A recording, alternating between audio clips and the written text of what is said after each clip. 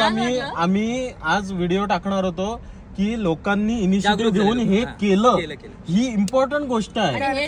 आपण लोकांना दोष देण्यापेक्षा तुम्हाला सांगू का, आपण आपल्या गोष्टीचं इनिशिएटिव्ह घेतलं पाहिजे. बाकी काय ठीक आहे चालेल, काय प्रॉब्लेम करू. चला काळजी घ्या. बरोबर दिसत नाही आपल्याला पण करून घेऊ.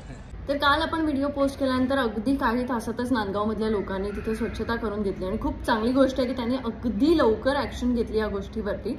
आता मूळ मुद्द्यावरती येऊया की व्हिडिओ पोस्ट का केला. काही जणांनी असं म्हटलं की सुरुवात स्वतःपासून करायला हवी होती, तू स्वच्छता का नाही केलीस. तर सुरुवात मी माझ्यापासून कधीच केलेली आहे. मी स्वतः कुठे कचरा करत नाही आणि करूही देत नाही आणि त्यामुळेच मी तो व्हिडिओ पोस्ट केला. कारण मला वाटतं की कचरा करणं ही एक वृत्ती आहे आणि ती वृत्ती जर समूळ नष्ट करायची असेल तर त्यासाठी माणसाला काय वाटलं पाहिजे, एकतर लाज वाटली पाहिजे. शर्मेने मान जेव्हा खाली जाते ना तेव्हा त्या गोष्टी होतात आणि त्यामुळेच मी तो व्हिडिओ पोस्ट केला. कारण व्हिडिओ पोस्ट केल्यानंतर जेवढी इन्स्टंट ऍक्शन होते ती मी स्वतः त्या गावात जाणार किंवा कुठच्याही गावात मी जाणार, मग विचारणार इथे कोण आहे, सरपंच कोण आहेत, तुमचे प्रतिनिधी कोण आहेत, चला आपण सफाई करूया वगैरे. ह्या सगळ्या गोष्टींमध्ये जो वेळ घालवणार, त्याच्यात मग कोणी सांगणार तिकडे जा इकडे जा, हे सगळं करण्यापेक्षा जे आपल्याकडे प्रभावी माध्यम आहे सोशल मीडिया त्याचा वापर का करू नये. आणि त्यामुळेच मी तो व्हिडिओ पोस्ट केला. मला माहित होतं की व्हिडिओ पोस्ट केल्यानंतर लगेच तिथे ऍक्शन घेतली जाणार आणि ती घेतली गेली. आता मुद्दा हा आहे की तिथे जी स्वच्छता केली गेली आहे ती कंटिन्यू ठेवणं. बऱ्याच जणांचं असंही म्हणणं होतं की गावातले लोक कचरा करत नाहीत, बाहेरचे लोक कचरा करतात तिथे. तर बाहेरचे लोक, जसं आता आपलं म्हणणं आहे की बाहेरच्या भागातून येऊन जर तुम्ही महाराष्ट्रामध्ये राहत असाल तर मराठीचा आदर तुम्ही केला पाहिजे आणि मराठी तुम्ही थोडीफार शिकण्याचा प्रयत्न केला पाहिजे.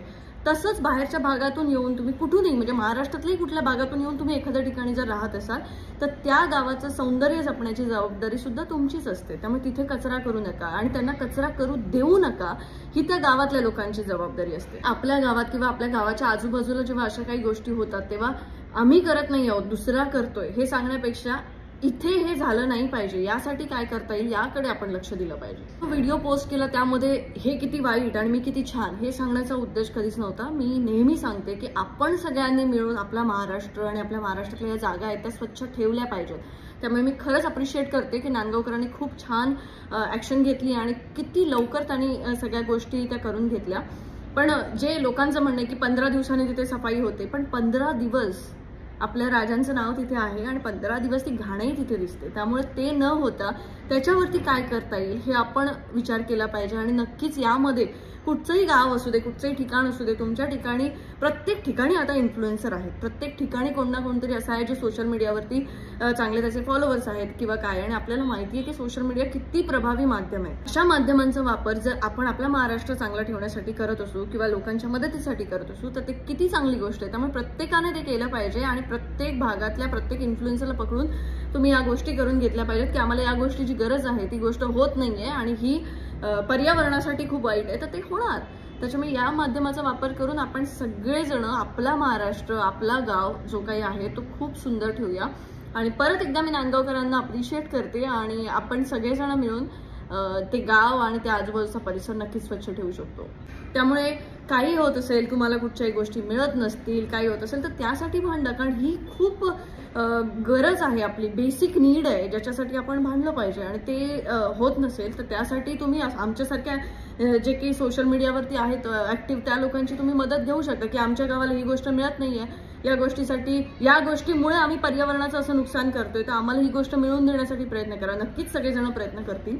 मला आठवतं की मी भाडीपासोबत मिळून एक मोहीम नावाचं एक हे चालू केलं होतं ज्यामध्ये आम्ही स्वच्छता मोहीम करण्याचा प्रयत्न केला.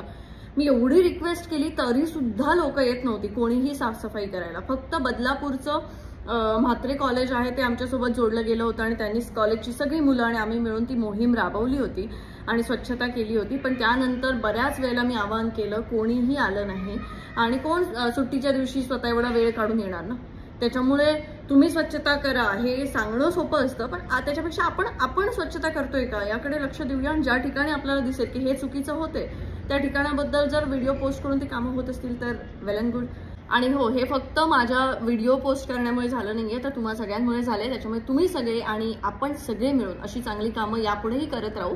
एवढं छान झालंय आणि नांदगावकरांना माझ्या खरंच खूप शुभेच्छा. त्या जागी परत कधीही कचरा होऊ नये यासाठी तुम्ही नक्कीच काळजी घ्याल आणि काही मदत लागली तर मी देखील आहेच की गावाला जे काही गरजेचं आहे त्या गोष्टीसाठी आपण नक्की प्रयत्न करू.